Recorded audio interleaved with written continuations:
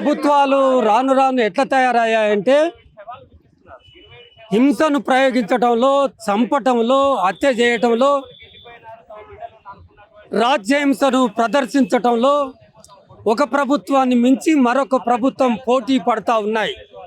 ఇవాళ ఎంతవరకు పోయినాయంటే బాహాటంగా ప్రకటించి ఒక డెడ్లైన్ డేట్ను నిర్ణయించి ఈ డేట్ లోపల ఒక పార్టీని భౌతికంగా లేకుండా చేస్తాం. భౌతికంగా లేకుండా చేస్తామంటే మరో అర్థం చంపేస్తామని బాహాటంగా ప్రకటించారు. ప్రజలారా ఒక విన్నపం, దీన్ని మీరు ఎట్లా తీసుకుంటారు అని పౌరాకుల సంఘం అడుగుతుంది.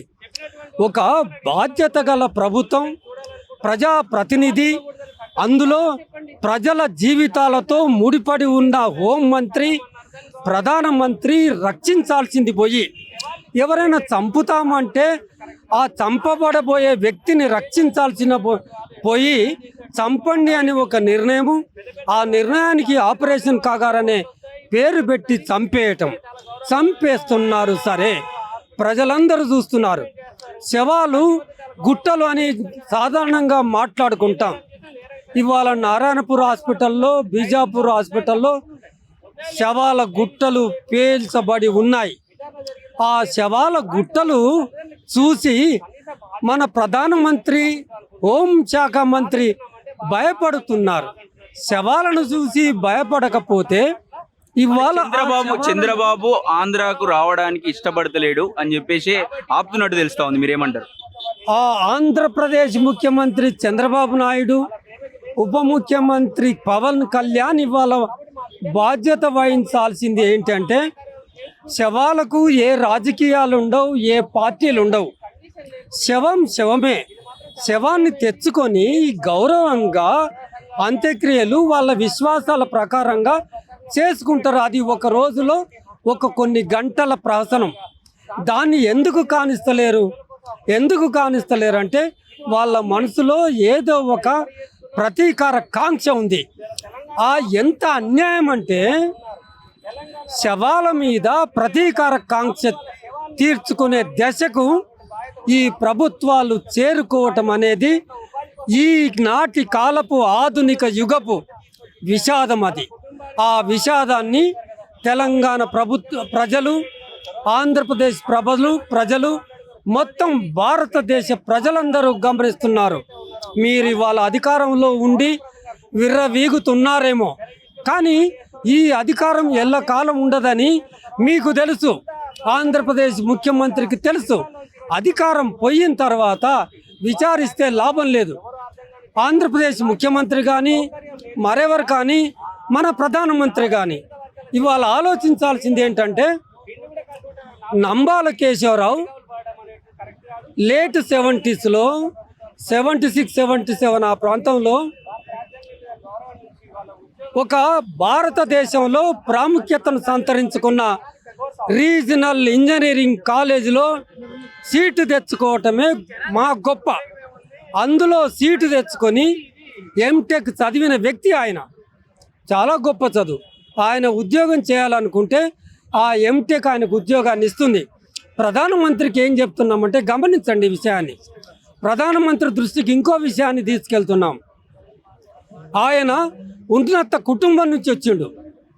ఉన్నత కుటుంబం భారతదేశ సామాజిక వ్యవస్థలో ఎంత డాగ్మాటిక్గా, ఎంత ఆధిపత్యాన్ని ఎంజాయ్ చేస్తుందో, అనుభవిస్తుందో ఆ కుటుంబాల నుంచి వచ్చిండు. కానీ ఆయన తృణీకరించిండు.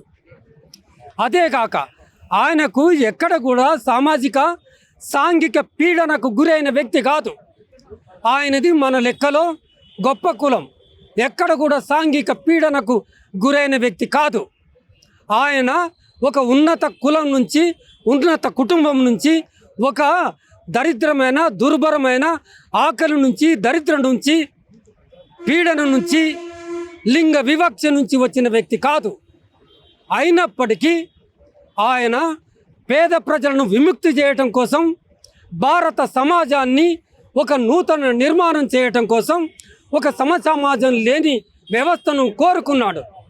ఒక వ్యక్తి మరొక వ్యక్తి దోపిడీ చేయకూడదనే సమాజ నిర్మాణాన్ని కోరుకున్న నంబాల కేశవరావు ఇక్కడ మీరు పేద వర్గాల నుంచి వచ్చినమని చెప్పుకుంటున్నారు. మీరు ఛాయ అమ్మిన వర్గాల నుంచి వచ్చినమని చెప్పుకుంటున్నారు. నంబాల కేశవరావు ఆ స్థితి నుంచి రాలేదు. వచ్చి మీరు ఎవరికి సేవ చేస్తున్నారు?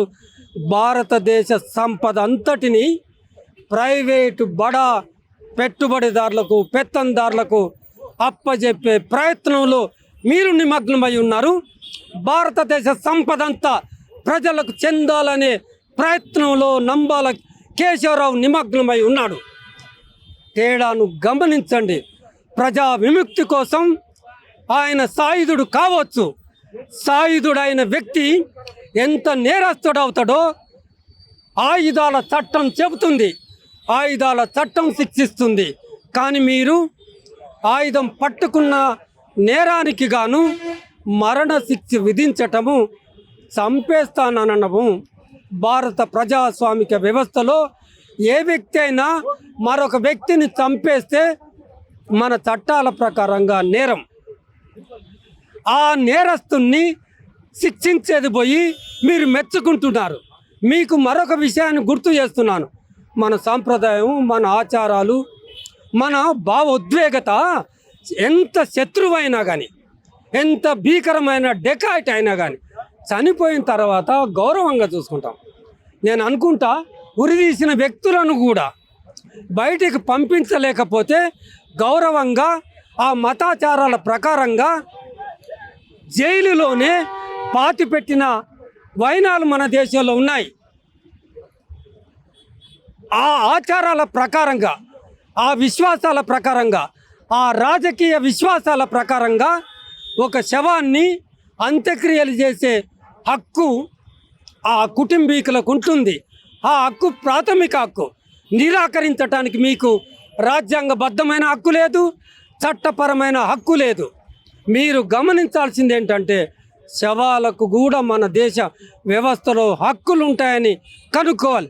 మీరు చెప్పాల్సింది ఈ విషయాలన్నీ మీరు మాకు మోడల్గా, ఆదర్శంగా నిలిచిపోవాలి.